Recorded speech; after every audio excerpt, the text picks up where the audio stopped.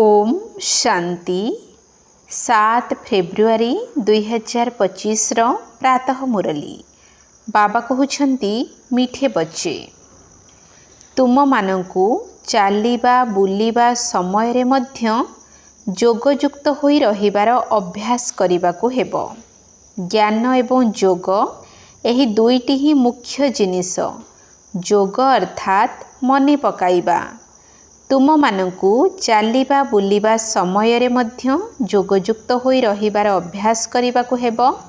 ज्ञान एवं जोग एही दुईटी ही मुख्य जिनिस। जोग अर्थात मने पकाइबा। प्रश्न बुद्धिमान पिलामानंक मुखरू केउ शब्द बाहरी न थाए? बुद्धिमान पिलामानंक मुखरू केउ शब्द बाहरी न थाए?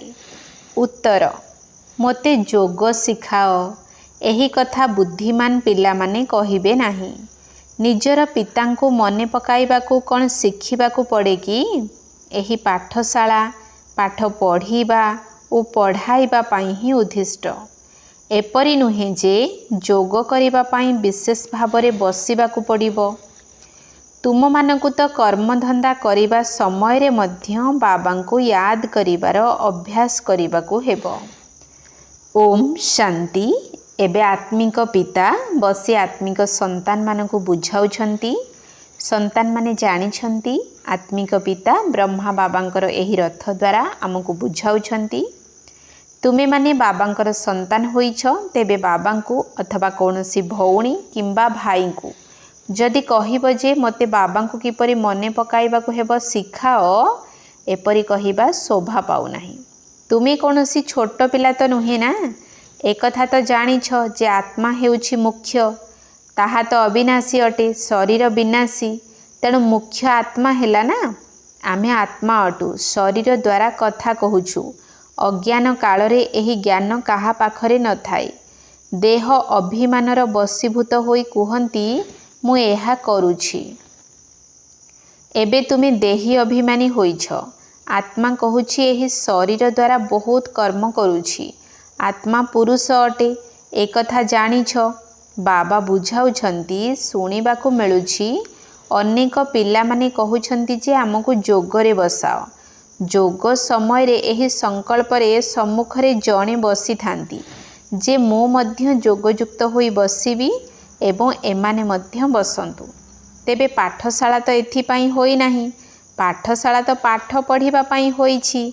बाकी एपरि नुहे जे केवल एठारे बसिबा समय रे बाबांको मने पकाइबाकू हेबो। बाबा तो बुझाइछंती चालिबा बुलिबा उठिबा बसिबा समय रे मध्य बाबांको मने पकाओ। एथि पई स्वतंत्र रूपे बसिबार आवश्यकता मध्य नाही। जेपरि केही केही कहंती राम राम कुह, कौन मुखरे राम राम उच्चारण करिबा बिना स्मरण करि परिबो नाही? स्मरण तो चालिबा बुलिबा भितरे मध्य करि परिबो। तुम मानकू तो कर्म करिबा समय रे मध्य बाबांको मने पकाइबाकू हेबो। प्रेमिक प्रेमिका केबे स्वतंत्र रूपे बसी परस्पर को मने पकांती नाही। काम कार्य धंदा आदि सबु करिबाकू हेबो। सबु किछि करी निजर प्रेमिकंको मने पकाई चाल। एपरि नुहे जे तांको मने पकाइबा निमंते स्वतंत्र रूपे केउंठी जाई बसिबाकू पड़िबो। तुमे पिला माने गीत अथवा कविता आदि सुनाउछ। तेबे बाबा कहउछंती ए सबु भक्ति मार्गर कथा अटे। गायन करूछंती हे शांति देवा। सेथि पई तो परमात्मा को ही मने पकाउछंती, कृष्ण को नुहे। ड्रामा अनुसार आत्मा अशांत होई जाइछि, तेणु बाबांको डाकुछि काहेकिना से शांति सुख ज्ञानर सागर अटंती। ज्ञान एवं जोग एही दुईटी मुख्य कथा अटे। जोग अर्थात बाबांको मने पकाइबा। सेमानकर हठ जोग बिल्कुल ही अलगा अटे। तुमर राजयोग एथिरे केवल बाबांको मने पकाइबाकू हेबो। बाबांको द्वारा तुमे माने बाबांको जानिल एवं बाबांको जानिबा द्वारा सृष्टिर आदि मध्य अंत को मध्य जानिगल। तुमे सबुठारु बेसी खुशी हेउछ जे आमको भगवान पाठ पढ़ाउछंती। प्रथमे प्रथमे भगवानकर मध्य पूरा परिचय जानिबा दरकार। एक कथा तो केबे जानि नथिल जे आत्मा तारका सदृश अटे, भगवान मध्य तारका सदृश अटंती, से मध्य आत्मा अटंती। किंतु तांकु परम आत्मा सुप्रीम सोल कुहाଯାଉଛି। से केबे पुनर्जन्म नियंती नाही। एपरि नुहे जे से मध्य जन्म मरण रे आसुछंती, ना से पुनर्जन्म नेउ नाहंती। निजे आसी बुझाउछंती जे मु किपरि आसुछि। भारत रे ही त्रिमूर्तिर गायन रहिछि। त्रिमूर्ति ब्रह्मा विष्णु शंकरंकर चित्र मध्य देखाउछंती। शिव परमात्माय नमः कहउछंती ना, ସେହି सर्वोच्च पिताଙ୍କୁ भूली जाइछंती। केवल त्रिमूर्तिंकर चित्र तैयारी करी देइछंती। उपरे तो शिव निश्चित रहिबा दरकार, जहा द्वारा बुझी पारिबे जे एमानकर रचयिता शिव अटंती। रचना ठारू केबे वर्षा मिली पारिबो नाही। तुमे माने जानिछ ब्रह्मांक ठारू किछि भी वर्षा मिलु नाही। विष्णुंकर तो हीरा नीलार मुकुट रही ना। शिव बाबांक द्वारा पाई पैसार पाउंड अर्थात मूल्यहीन मूल्यवान होइछंती। शिवंक चित्र न थिबारु सबु खंडन होई जाउछि। सर्वोच्च हेले परमपिता परमात्मा, तांकर यह रचना अटे। एबे तुम मानकु 21 जन्म पाई बाबांक ठारू स्वर्गर वर्षा मिलुछि। जदिओ सेठारे मध्य बुझिबे जे लौकिक पितांक ठारू एही वर्षा मिलुछि, किंतु सेठारे जानी पारिबे नाही जे एहा बेहद बाबांक ठारू पाइथिबा प्रालब्ध अटे। एकथा एबे तुमे माने जानुछ। वर्तमान रोजगार सेठारे 21 जन्म पर्यंत भोग करिबो। सेठारे एही प्रारब्ध विषय रे किछि जानी पारिबे नाही। सेठारे एही ज्ञान को मध्य बिल्कुल केही जानी पारिबे नाही। एही ज्ञान ना देवता मानक पाखरे ना शूद्र मानक पाखरे थाए। एही ज्ञान केवल ब्राह्मण मानक पाखरे ही अछि।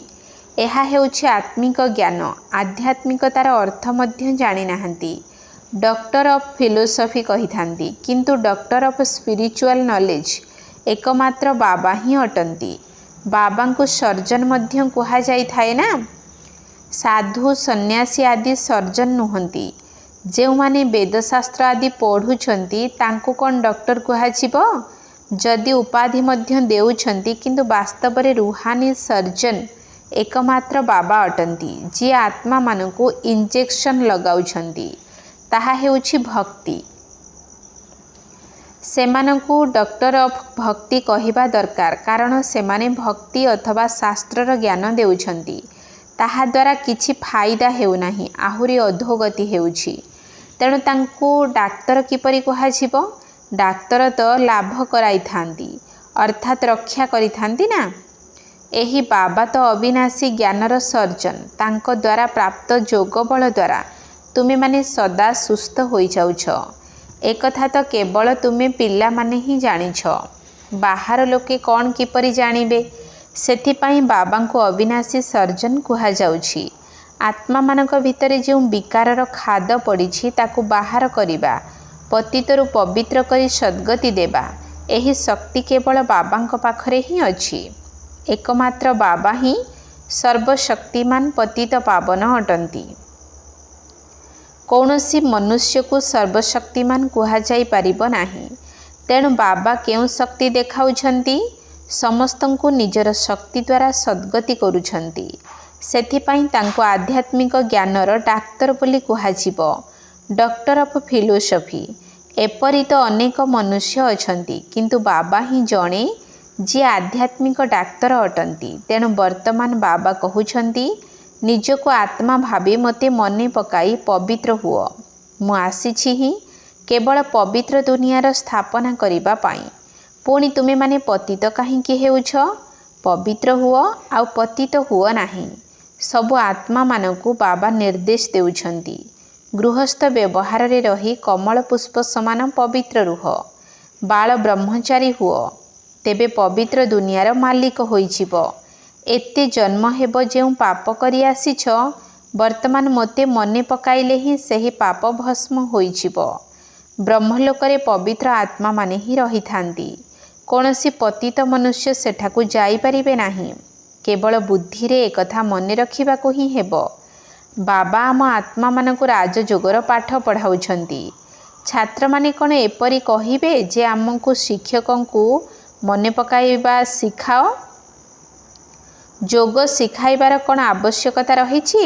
एठारे संदेली केही न बसिले मध्य असुविधा नहीं। तुमको तो निजर पिता को मने पकाइबाकू हेबो। तुमी सारा दिन काम धंदारे रहुछ, तेणु भूली जाउछ। सेथिपाई एठारे बसा जाउछि। किछि नहेले 10-15 मिनिट मध्य स्मरण कर। तुम पिलामानंकु काम कार्य करी मध्य जोगयुक्त होई रहिबार अभ्यास करिबाकू हेबो। अधाकल्प परे एही प्रेमिक मिलिछंती। वर्तमान कहउछंती मते मने पकाओ, तेबे तुमर आत्मारु खाद बाहरी जिवो एवं तुमी विश्वर मालिक होई जिवो। तेणु तांकु मने पकाइबा दरकार ना। हातरे जेतेबेले हाथ गंठी बांधंती सेतेबेले तांकु कुहंती जे पति तुमर गुरु ईश्वर सबु किछि अटंती। किंतु से तो पुणी मित्र संबंधी गुरु आदि बहुतुंकु मने पकाई थाए। ताहा तो देहधारी मानकर स्मृति होईगला। ये तो पति मानकर पति विदेही अटंती। तेणु तांकु स्मरण निश्चित करिबाकू हेबो। केही केही कहउछंती आमकु निष्ठारे बसाओ, किंतु एहा द्वारा कौन हेबो? 10 मिनिट जदि एठारे बसुछंती तेबे भी भाव नाही जे केही एकरस होई बसुछंती।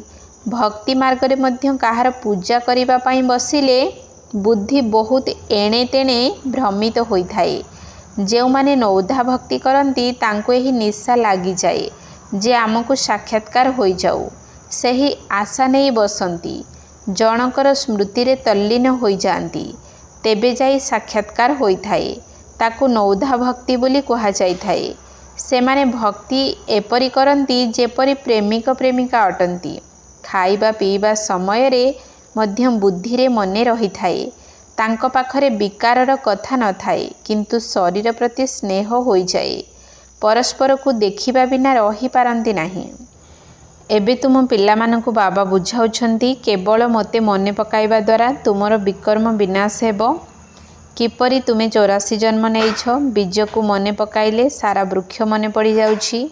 एहा भिन्न भिन्न धर्मर वृक्ष अटे ना। एकथा केवल तुम बुद्धि रे ही अछि जे भारत गोल्डन एज अर्थात स्वर्णिम दुनिया थिला, एबे आयरन एज अर्थात लौह दुनिया होई गलानी। एही इंग्राजी अक्षर बहुत भल अटे। एहार अर्थ मध्य यथार्थ अटे। प्रथमे आत्मा खांटी सुना भली होई थाए, परे सेथिरे खाद पड़ी जाई थाए। एबे बिल्कुल भेजाल होई गलानी। एहाकु लौह जुग बोली कहा जाउछि। आत्मा माने आयरन एजेड हेबा द्वारा अलंकार अर्थात शरीर मध्य सेहीपरि होई गलानी। एबे बाबा कहउछंती मु पतित पावन अटे, तेणु मते ही मने पकाओ। तुमे माने मते डाकुछ जे हे पतित पावन आस। मु कल्प कल्प आसी तुमको यही उपाय बताउछि। मनमना भव मध्याजी भव अर्थात स्वर्गर मालिक हुओ। केही केही कहउछंती आमको जोगरे बहुत मजा लगुछि, ज्ञान रे एते मजा नाही। बास जोग करी पळाइबे, जोग ही भल लगुछि। कहउछंती आमको शांति दरकार। अच्छा, बाबा को तो जेउठी बसिले मध्य याद करि परिबो। जोग करी करी तुमे शांति धाम को चली जीवो। एथिरे जोग सिखाइबार कौनसी कथा नाही। बाबा को केवल मने पकाइबाकू हेबो। एपरि बहुत अछंती जे कि सेंटर को जाई अध घंटा किंबा 45 मिनिट बसी थांती। कहंती आमको निष्ठारे बसाओ, अथवा कहिबे बाबा निष्ठा कराइबा पाई प्रोग्राम देइछंती। एठारे बाबा कहउछंती चलाबुला करिबा समय मने पकाओ। चलाबुला समय मने पकाई न पारिबा ठारू बसी बसी मने पकाइबा भल। बाबा मना करू नाहांती, बरं सारा राति बस, किंतु एपरि अभ्यास करिबा उचित नुहे जे बास राति रे ही जोग करिबु। काम धंदा भितरे मध्य बाबा को मने पकाइबार अभ्यास करिबाकू हेबो। एथिरे बहुत मेहनत करिबाकू हेबो, किंतु बुद्धि बारंबार अन्य आड़कू चली जाए। भक्ति मार्ग रे मध्य बुद्धि अन्य आड़कू पलाई गले पुणी निजकू चिमुटी देई थांती। जे प्रकृत भक्त सही मानकर कथा कहा जाउछि। तेणु एठारे मध्य सेहीपरि निजे निज सहित कथा हेबा उचित। बाबा को काहींकी मने पकाउ नाह, स्मरण न कले विश्वर मालिक किपरि हेबो। प्रेमिक प्रेमिका तो नाम रूपरे छंदी होई रही थांती। एठारे तो तुमे निजको आत्मा भावी बाबा को मने पकाउछ। ମୁଁ ଆତ୍ମା ଏହି ଶରୀରରୁ ଅଲଗା ଅଟେ। ଶରୀରରେ ଆସିଲେ କର୍ମ କରିବାକୁ ପଡ଼ୁଛି। ଅନେକ ଏପରି ମଧ୍ୟ ଅଛନ୍ତି ଯେଉଁମାନେ କହୁଛନ୍ତି ଆମେ ସାକ୍ଷାତକାର କରିବୁ। ସାକ୍ଷାତକାର କ'ଣ କରିବୁ? ସେ ତ ବିନ୍ଦୁ ଅଟନ୍ତି ନା। ଆଚ୍ଛା, କେହି କେହି କହୁଛନ୍ତି କୃଷ୍ଣଙ୍କର ସାକ୍ଷାତକାର କରିବୁ। କୃଷ୍ଣଙ୍କ ଚିତ୍ର ମଧ୍ୟ ଅଛି ନା। ଏବେ ଯାହା ଜଡ଼ ରୂପରେ ଅଛି ତାହା ପୁଣି ଚୈତନ୍ୟରେ ମଧ୍ୟ ଦେଖିବ। ଏହାଦ୍ୱାରା ଲାଭ କ'ଣ ହେଲା? ସାକ୍ଷାତକାର ଦ୍ୱାରା କିଛି ଫାଇଦା ମିଳିବ ନାହିଁ। ତୁମେ ବାବାଙ୍କୁ ମନେ ପକାଅ, ତେବେ ଆତ୍ମା ପବିତ୍ର ହୋଇଯିବ। ନାରାୟଣଙ୍କର ସାକ୍ଷାତକାର ହେଲେ କ'ଣ କେହି ନାରାୟଣ ହୋଇଯିବେ କି? ତୁମେମାନେ ଜାଣିଛ ଆମର ଲକ୍ଷ୍ୟ ହେଲା ଲକ୍ଷ୍ମୀ ନାରାୟଣ ହେବା। କିନ୍ତୁ ପାଠପଢ଼ା ବିନା ହୋଇପାରିବ ନାହିଁ। ପ୍ରଥମେ ପାଠ ପଢ଼ି ହୁସିଆର ହୁଅ, ପ୍ରଜା ମଧ୍ୟ ତିଆରି କର, ତେବେ ଲକ୍ଷ୍ମୀ ନାରାୟଣ ହୋଇପାରିବ। ଏଥିରେ ବହୁତ ପରିଶ୍ରମ କରିବାକୁ ପଡ଼ିବ। ସମ୍ମାନର ସହିତ ଉତ୍ତୀର୍ଣ୍ଣ ହେବାକୁ ପଡ଼ିବ, ଯାହାଫଳରେ ଧର୍ମରାଜଙ୍କର ଦଣ୍ଡ ମିଳିବ ନାହିଁ। ଏହି ମୋର ବି ସନ୍ତାନ ମଧ୍ୟ ସାଥିରେ ଅଛନ୍ତି। ଇଏ ମଧ୍ୟ କହୁଛନ୍ତି ତୁମେମାନେ ମୋ ଠାରୁ ମଧ୍ୟ ଆଗକୁ ଯାଇପାରିବ। ଏହି ବାବାଙ୍କ ଉପରେ ତ କେତେ ଦାୟିତ୍ୱ ରହିଛି। ସାରାଦିନ ତାଙ୍କୁ କେତେ ଚିନ୍ତା କରିବାକୁ ପଡ଼ୁଛି। ତୁମମାନଙ୍କ ଭଳି ମୁଁ ଏତେ ଯୋଗ କରିପାରିବି ନାହିଁ। ଭୋଜନ ସମୟରେ ଅଳ୍ପ ସମୟ ସ୍ମୃତିରେ ରହେ, ପୁଣି ଭୁଲିଯାଏ। ଭାବୁଛି ଯେ ବାବା ଏବଂ ମୁଁ ଉଭୟ ଭ୍ରମଣ କରୁଛୁ। ଭ୍ରମଣ କରିବା ସମୟରେ ମଧ୍ୟ ବାବାଙ୍କୁ ଭୁଲି ଯାଉଛି। ବାବା ବହୁତ ସୂକ୍ଷ୍ମ ହୋଇଥିବାରୁ ବୁଦ୍ଧିରୁ ଖସି ଯାଉଛନ୍ତି। ବାରମ୍ବାର ଭୁଲି ହୋଇଯାଇଥାଏ। ଏଥିରେ ବହୁତ ମେହନତ କରିବାକୁ ହେବ। କେବଳ ଏହି ଯୋଗ ବଳ ଦ୍ୱାରା ହିଁ ଆତ୍ମା ପବିତ୍ର ହୋଇଥାଏ। ଅନେକଙ୍କୁ ପଢ଼ାଇଲେ ଉଚ୍ଚପଦ ପାଇବ। ଯେଉଁମାନେ ଭଲ ରୂପେ ବୁଝୁଛନ୍ତି ସେ ଭଲ ପଦ ପାଇବେ। ପ୍ରଦର୍ଶନୀରେ କେତେ ପ୍ରଜା ତିଆରି ହେଉଛନ୍ତି। ତୁମେମାନେ ଜଣେ ଜଣେ ଯଦି ଲକ୍ଷ ଲକ୍ଷଙ୍କର ସେବା କରିବ, ସେଥିପାଇଁ ନିଜର ସେହିଭଳି ସ୍ଥିତି ମଧ୍ୟ ହେବା ଦରକାର। କର୍ମାତୀତ ଅବସ୍ଥା ହୋଇଯିବ, ପୁଣି ଶରୀରର ସ୍ମୃତି ରହିବ ନାହିଁ। ଭବିଷ୍ୟତରେ ତୁମେମାନେ ବୁଝିପାରିବ ଯେ ଲଢ଼େଇ ଜୋରରେ ହେବ, ପୁଣି ଢେର ତୁମ ପାଖକୁ ଆସିବେ। ତୁମମାନଙ୍କର ମହିମା ବଢ଼ି ଚାଲିବ। ଅନ୍ତିମ ସମୟରେ ସନ୍ନ୍ୟାସୀମାନେ ମଧ୍ୟ ଆସିବେ। ବାବାଙ୍କୁ ମନେ ପକାଇବାରେ ଲାଗି ପଡ଼ିବେ। ମୁକ୍ତିଧାମ ଯିବା ପାଇଁ ହିଁ ତାଙ୍କର ପାଠ ରହିଛି, ଜ୍ଞାନ ତ ନେବେ ନାହିଁ। ତୁମମାନଙ୍କର ସନ୍ଦେଶ ସବୁ ଆତ୍ମାମାନଙ୍କ ପାଖରେ ଯାଇ ପହଞ୍ଚିବ। ଖବରକାଗଜ ମାଧ୍ୟମରେ ଅନେକ ଶୁଣିବେ। କେତେ ଗାଁ ରହିଛି, ସମସ୍ତଙ୍କୁ ସନ୍ଦେଶ ଦେବାକୁ ହେବ। ତୁମେମାନେ ହିଁ ମେସେଞ୍ଜର, ପେଗାମ୍ବର ଅଟ। ପତିତରୁ ପବିତ୍ର ଏକମାତ୍ର ବାବାଙ୍କ ବିନା କେହି କରିପାରିବେ ନାହିଁ। ଏପରି ନୁହେଁ ଯେ ଧର୍ମସ୍ଥାପକମାନେ କାହାକୁ ପବିତ୍ର କରିଦେବେ। ତାଙ୍କର ଧର୍ମ ବୃଦ୍ଧି ହୋଇ ଚାଲିବ, କିନ୍ତୁ ସେମାନେ ଘରକୁ ଯିବା ପାଇଁ ରାସ୍ତା କିପରି ବତାଇବେ? କେବଳ ବାବା ହିଁ ସମସ୍ତଙ୍କର ସଦ୍ଗତି ଦାତା ଅଟନ୍ତି। ତୁମକୁ ଏବେ ପବିତ୍ର ନିଶ୍ଚିତ ହେବାକୁ ପଡ଼ିବ। ଅନେକ ଅଛନ୍ତି ଯେଉଁମାନେ ପବିତ୍ର ରହୁନାହାନ୍ତି। କାମ ମହାଶତ୍ରୁ ଅଟେ ନା। ଭଲ ଭଲ ପିଲାମାନେ ମଧ୍ୟ ପତିତ ହୋଇଯାଉଛନ୍ତି। କୁଦୃଷ୍ଟି ମଧ୍ୟ କାମର ହିଁ ଅଂଶ ଅଟେ। ଏହା ବହୁତ ଶୈତାନ ଅଟେ। ବାବା କହୁଛନ୍ତି ଏହା ଉପରେ ବିଜୟ ପ୍ରାପ୍ତ କଲେ ତୁମେମାନେ ଜଗତ ଜିତ ହୋଇଯିବ। ଆଚ୍ଛା, ମିଠା ମିଠା ଶିକିଲଧେ ସନ୍ତାନମାନଙ୍କ ପ୍ରତି ମାତା ପିତା ବାପଦାଦାଙ୍କର ମଧୁର ସ୍ନେହ ସମ୍ପନ୍ନ ଶୁଭେଚ୍ଛା ଏବଂ ସୁପ୍ରଭାତ। ଆତ୍ମିକ ପିତାଙ୍କର ଆତ୍ମିକ ସନ୍ତାନମାନଙ୍କୁ ନମସ୍ତେ। ଆତ୍ମିକ ସନ୍ତାନମାନଙ୍କର ଆତ୍ମିକ ବାପଦାଦାଙ୍କୁ ନମସ୍ତେ ନମସ୍ତେ ନମସ୍ତେ। ସୁପ୍ରଭାତ। ଧାରଣ ପାଇଁ ମୁଖ୍ୟ ସାର। 1 ନମ୍ବର ପଏଣ୍ଟ, କାମ ଧନ୍ଦା ଭିତରେ ମଧ୍ୟ ଯୋଗଯୁକ୍ତ ହୋଇ ରହିବାର ଅଭ୍ୟାସ କରିବାକୁ ହେବ। ବାବାଙ୍କ ସାଥିରେ ଯିବା ପାଇଁ ଅଥବା ପବିତ୍ର ନୂଆ ଦୁନିଆର ମାଲିକ ହେବା ପାଇଁ ପବିତ୍ର ନିଶ୍ଚିତ ହେବାକୁ ପଡ଼ିବ। କାମଧନ୍ଦା ଭିତରେ ମଧ୍ୟ ଯୋଗଯୁକ୍ତ ହୋଇ ରହିବାର ଅଭ୍ୟାସ କରିବାକୁ ହେବ। ବାବାଙ୍କ ସାଥିରେ ଯିବା ପାଇଁ ଅଥବା ପବିତ୍ର ନୂଆ ଦୁନିଆର ମାଲିକ ହେବା ପାଇଁ ପବିତ୍ର ନିଶ୍ଚିତ ହେବାକୁ ପଡ଼ିବ। 2 ନମ୍ବର ପଏଣ୍ଟ, ଉଚ୍ଚ ପଦ ପାଇବାକୁ ହେଲେ ଅନେକଙ୍କର ସେବା କରିବାକୁ ହେବ। ବହୁତଙ୍କୁ ପାଠ ପଢ଼ାଇବାକୁ ପଡ଼ିବ। ସନ୍ଦେଶ ବାହକ ହୋଇ ଏହି ସନ୍ଦେଶ ସମସ୍ତଙ୍କ ପାଖକୁ ପହଞ୍ଚାଇବାକୁ ହେବ। ଉଚ୍ଚ ପଦ ପାଇବାକୁ ହେଲେ ଅନେକଙ୍କର ସେବା କରିବାକୁ ହେବ। ବହୁତଙ୍କୁ ପାଠ ପଢ଼ାଇବାକୁ ପଡ଼ିବ। ସନ୍ଦେଶ ବାହକ ହୋଇ ଏହି ସନ୍ଦେଶ ସମସ୍ତଙ୍କ ପାଖକୁ ପହଞ୍ଚାଇବାକୁ ହେବ। ବରଦାନ ସ୍ନେହ ରୂପକ କୋଳରେ ଆନ୍ତରିକ ସୁଖର ଅନୁଭବ କରୁଥିବା ଯଥାର୍ଥ ପୁରୁଷାର୍ଥୀ ହୁଅ। ସ୍ନେହ ରୂପକ କୋଳରେ ଆନ୍ତରିକ ସୁଖର ଅନୁଭବ କରୁଥିବା ଯଥାର୍ଥ ପୁରୁଷାର୍ଥୀ ହୁଅ। ଯେଉଁମାନେ ଯଥାର୍ଥ ପୁରୁଷାର୍ଥୀ ସେମାନେ କେବେ ହେଲେ ମେହନତର ବା କ୍ଳାନ୍ତିର ଅନୁଭବ କରନ୍ତି ନାହିଁ। ବରଂ ସର୍ବଦା ବାବାଙ୍କର ପ୍ରେମରେ ମଗ୍ନ ରହିଥାନ୍ତି। ସେମାନେ ସଂକଳ୍ପ ମାତ୍ରରେ ମଧ୍ୟ ସମର୍ପଣ ହୋଇଥିବା କାରଣରୁ ଅନୁଭବ କରିଥାନ୍ତି ଯେ ଆମକୁ ବାପ ଦାଦା ଚଲାଉଛନ୍ତି। ଆମେ ମେହନତ ରୂପୀ ପାଦରେ ଚାଲୁନାହୁଁ କିନ୍ତୁ ସ୍ନେହ ରୂପକ କୋଳରେ ଚାଲୁଛୁ ଏବଂ ସ୍ନେହ ରୂପକ କୋଳରେ ସର୍ବପ୍ରାପ୍ତିର ଅନୁଭୂତି ହେଉଥିବା କାରଣରୁ ସେମାନେ ଚାଲି ନଥାନ୍ତି ବରଂ ସର୍ବଦା ଖୁସିରେ ଆନ୍ତରିକ ସୁଖରେ ସର୍ବପ୍ରାପ୍ତିର ଅନୁଭବରେ ଉଡ଼ିବାରେ ଲାଗିଥାନ୍ତି। ସ୍ଲୋଗାନ ଅଛି, ଯଦି ନିଶ୍ଚୟ ରୂପୀ ମୂଳଦୁଆ ମଜବୁତ ଥିବ ତେବେ ଶ୍ରେଷ୍ଠ ଜୀବନର ଅନୁଭବ ସ୍ୱତଃ ହିଁ ହୋଇଥାଏ। ଯଦି ନିଶ୍ଚୟ ରୂପୀ ମୂଳଦୁଆ ମଜବୁତ ଥିବ ତେବେ ଶ୍ରେଷ୍ଠ ଜୀବନର ଅନୁଭବ ସ୍ୱତଃ ହିଁ ହୋଇଥାଏ। ଓମ୍ ଶାନ୍ତି।